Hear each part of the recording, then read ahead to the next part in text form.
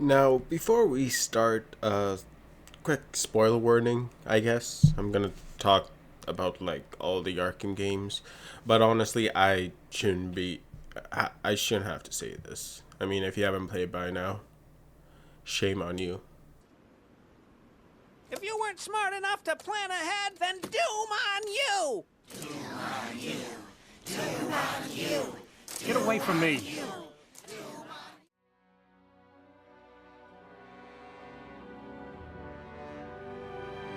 Is a simulation being controlled by other beings? Unless that's hello, other beings. If you're out there, show us a sign.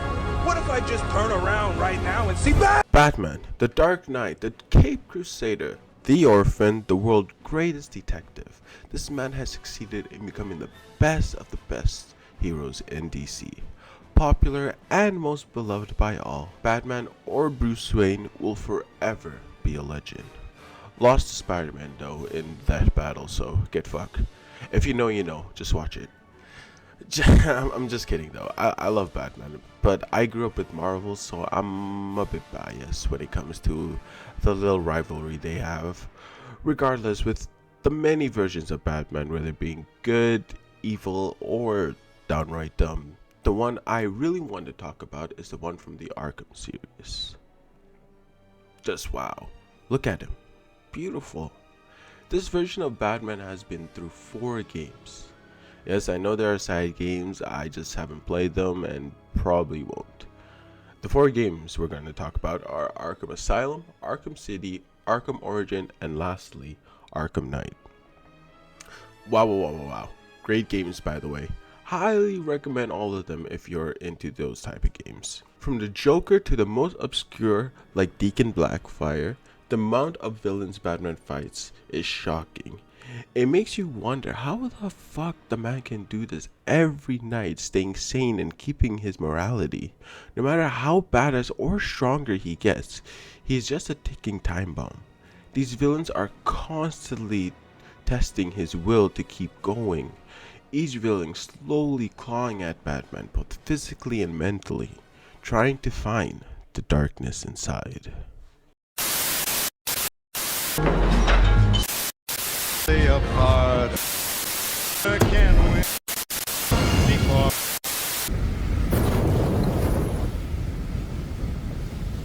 This is how it happened.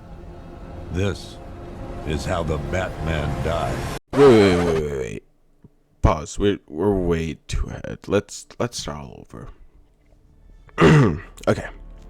The word seed can be used in many different ways and in many different expressions. For example, you could say a kid is a bad seed, referring to the said kid being a bad boy. Or you can say that you planted a seed in someone's head, referring to placing an idea in a person's head, making them think about it more often. Kinda like Inception for those who watched the movie. Lastly, it can be simply used to say you are planting a seed in your garden. Regardless of all that pointless information, I want you to focus on one expression throughout the video. Think about planting a seed in someone's head. An idea that bugs that person. An idea that gives you a foundation to build more. Focus on that, okay? Ready? Let's start at the beginning, shall we? Well, I guess not really at the beginning. Anyways, whatever. 2 years into being Batman, we get our first game in chronological order, named Batman Arkham Origins. Fitting the name, the game is basically one of Bruce Wayne's big night as a Batman early in his career. This Bruce is much more angry and ruthless towards his victims. He does not even want help from the police or Commissioner Gordon taking him down if they cross paths. He makes mistakes and he's not calm during situations, but he still manages to get the job done, roughly. This Batman is still keeping all the burden and pain on his shoulders. He makes himself isolated, thinking that that's just how it's going to be from now on. He even pushes away Alfred, who deeply cares and is concerned about Bruce. Not Batman, Bruce. Alfred is Bruce's father figure, if you didn't know already. The cutscene I'm about to show you really just captivates everything Bruce is going through this game. His mentality, his pain, even his loneliness. Master Bruce, stop! Master Bruce! Bruce, I will not in good conscience allow you to go. You're outmatched by these assassins. What? You're not some hardened vigilante. You're a young man with a trust fund and too much anger. You're in over your head, and I don't want this to be your end. Alfred, who do you see when you look at me?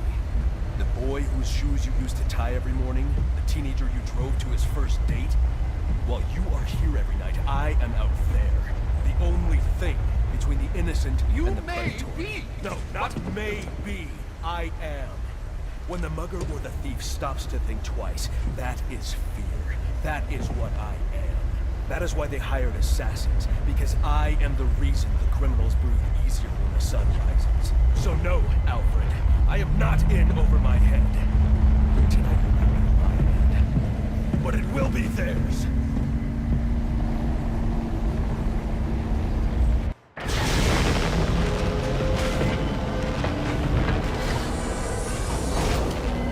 Bruce leaves unchanged and stays focused on what he has to do, while Alfred is left to worry again if Master Bruce will ever come back home.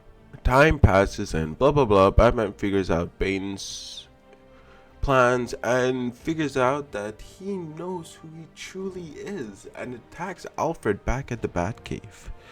Barely being able to save Alfred in time, he realized that he can't save everyone. He's not strong enough. Doubt begins to cloud his mind, and at Bruce's end, Alfred comes in for support, telling him, alone, yeah, you're weak as fuck. But strength does not come from oneself, but from relying on others for help. With this epiphany, Batman stops Joker and we win. Woo! Only problem is that a seed was planted. With the realization came the seed of fear. The fear of losing someone close, not being able to protect the innocent from evil. The doubt that the Batman might not be enough.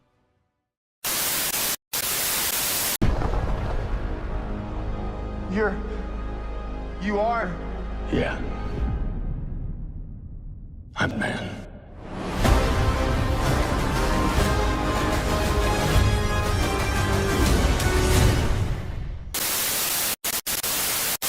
Moving on, we have Arkham Asylum, and honestly, nothing really happens.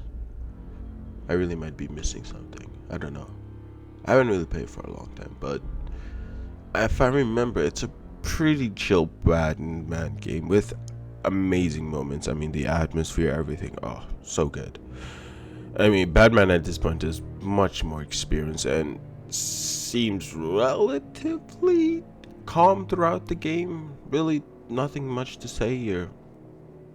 You know, I think they really didn't give Batman much of an arc, a character arc, due to Asylum being like the first Batman game coming out of Rocksteady. There's a lot of lore though. Cool lore. It's a pretty dark game. Still recommend. I honestly might be missing something. Trash me. Next game.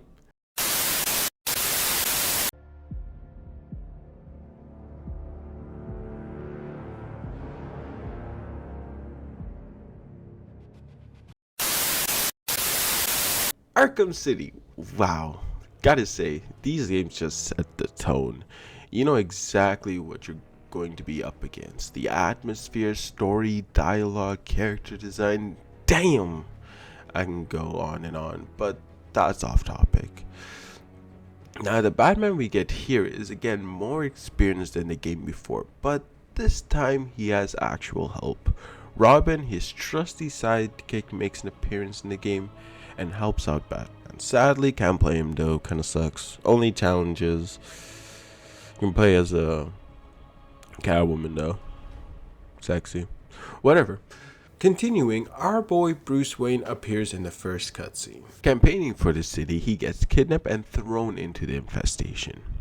Making your way through the game, you beat and imprison several notable villains, but the main one would be the Joker.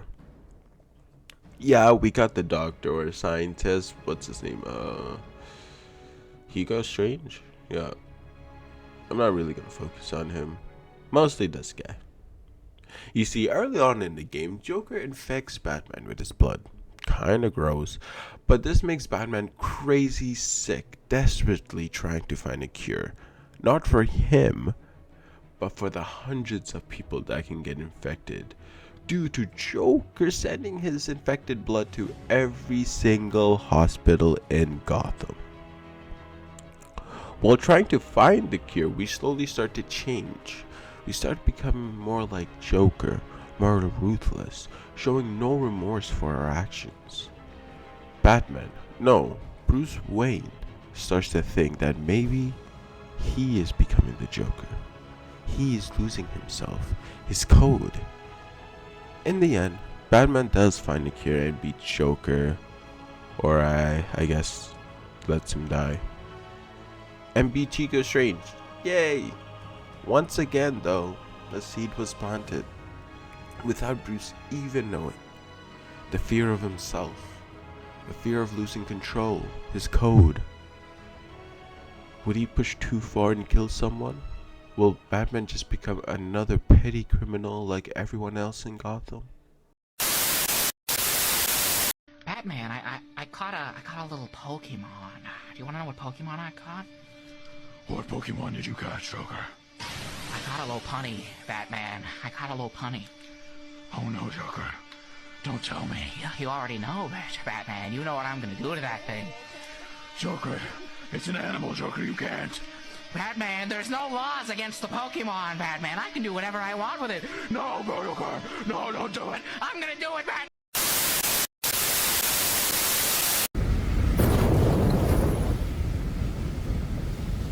This is how it happened. This is how the Batman died. And now we're back to where we mistakenly started. All the seeds of fear that were mentioned before all come to play in this game. Arkham Knight. Joker being dead and all, our fear addict boy Scarecrow steps up to the mantle of main villain. Scarecrow is absolutely terrifying in this game and now has an amped up fear toxin that really fucks us up. I mean, ask the cop who shot up the diner. With this new amped up fear toxin, Scarecrow threatens the city and the citizens all evacuate, hoping, praying for one man to save Gotham. Very early on in the game, Batman tracks Scarecrow to Ace Chemicals to stop the big ass bomb of fear toxin from exploding, engulfing a humongous radius. Blah blah blah, bats beats bad dudes, see Arkham Knight, what up brother, solve ramp puzzles and finally confront Scarecrow in the facility. Batman gets a hold of him, but sadly he escapes from our clutches when he mentions Barbara's safety. Running at the time, Batman decides to reduce the blast radius by containing it to the facility only, but it can only work if he can move 4 canisters very slowly to the other side of the room to neutralize the toxin. Music tense, emotions at an all-time high. Fucking Alfred saying, "Stop bro, you can't do this man, you get exposed to toxin." Batman like, "Alfred! Alfred!" Sorry, yeah. Once Batman gets to the second last one, whoo! Jump scared by the Joker. Yes, Joker is back, but not fully. He's actually in Bruce's head. This is because of Joker's blood in you from the second game, and the main point. The seeds of fear are growing. The anti-fear toxin started the process, and now everything that Batman fears is coming forward. The fear of losing people he cares for, Barbara, Robin, Nightwing, even the fear of people he has abandoned like the Arkham Knight or whatever you want to call him, Red Hood, Jason Todd, or whatever. The fear of himself. What if he kills someone? What if he chokes out, like, Penguin? Sorry, not to pick on Penguin. Penguin's great. It would make life easier, right? Joker really becomes the devil on Batman's shoulders, really prying at his fear, trying to take control of the bats. And Bruce gets exposed to a lot of fear toxin throughout the night, making it even harder to stay sane. In the end, we do confront Scarecrow, fully loaded up on fear toxin, and the Joker constantly showing up and annoying us. To me, I personally enjoy that. It's the main reason why I like Cyberpunk 2077, because it's like someone talking to us on the side that no one else could see. I think that's pretty cool in games. And Joker doing it, and I love Joker. Boom. I mean, that's great. I think it's... Some people think it's annoying. I don't.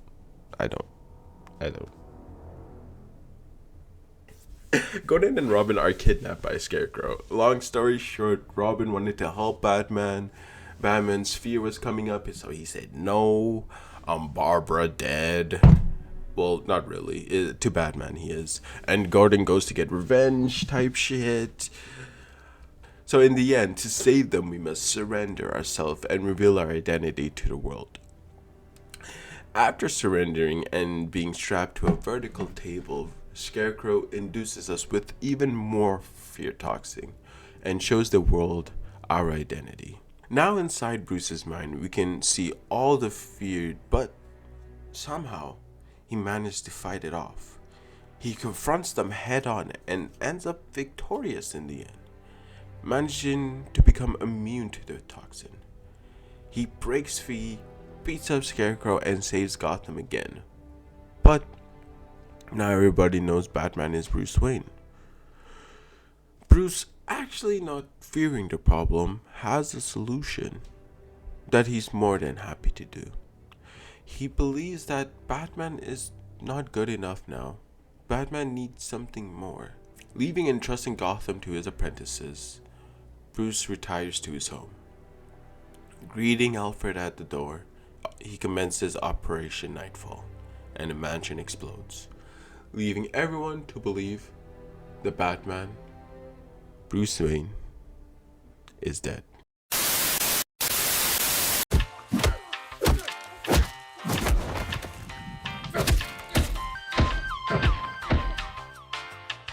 Vengeance. And yeah, that's all. Yeah, that's all for this video. I kind of bait this off by memory. So I know in the end of Arkham Knight, if you fully complete the game, like fully, you get a cool little ending cutscene that takes 2 years. That takes place 2 years after Arkham Knight. Shows like how everyone's doing. Commissioner Gordon is running for mayor, so good for him. Batman is doing some fear thingy. I don't know. He ain't dead though, so good for him. But it's really off memory. I recently played Arkham Knight, and after I finished it, I was like, I have an idea, and kind of just went for it. Could have gone more in depth if I really wanted to, but that's too much work. So I say what I wanted to say, and I'm happy for it. Yeah. Anyways, if you guys liked the video, leave a like, subscribe for more, and thank you for watching. Bye. Thank you for your love. Thank you for the heart. There'll never be a long and lonely night again. Thank you for your love. Thank you for the heart. Girl, please don't ever let me be alone again.